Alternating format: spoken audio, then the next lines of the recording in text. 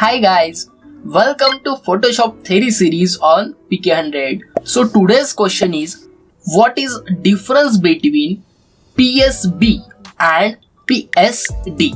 The primary difference between a PSD and PSD file comes down to file capacity. A PSD file can only save project up to 2 GB before it's unable to save any further information. On the other hand, PSD file can save project larger than 2 GB while still retaining all same import file and layers information you need. Then your next question is, what does PSD and PSD stand for? PSD stand for Photoshop document. It's a standard file type you will use when you save a Photoshop project. PSD stand for Photoshop Big, but it is also known as the large document format. This file type of only used when you have a large project or your file is too big to save with standard PSD.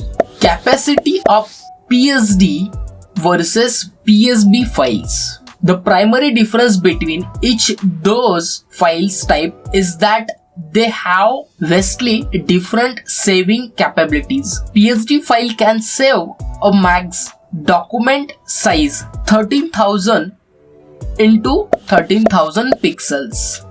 Considering most DSLRs take image around 6720 into 4480, its size is 30 MP. That's a pretty lofty number. A PSD file has maximum document size of 3 lakh into 3 lakh pixels. This end of 9000 megapixels, which is all insane. It's safe to say you won't be crossing that limit with any strong budget camera.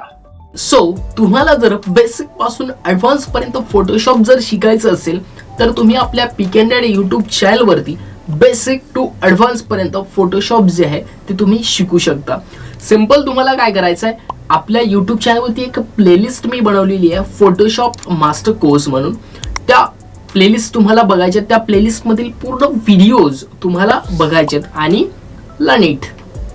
Thank you guys, thanks for watching. Thank you.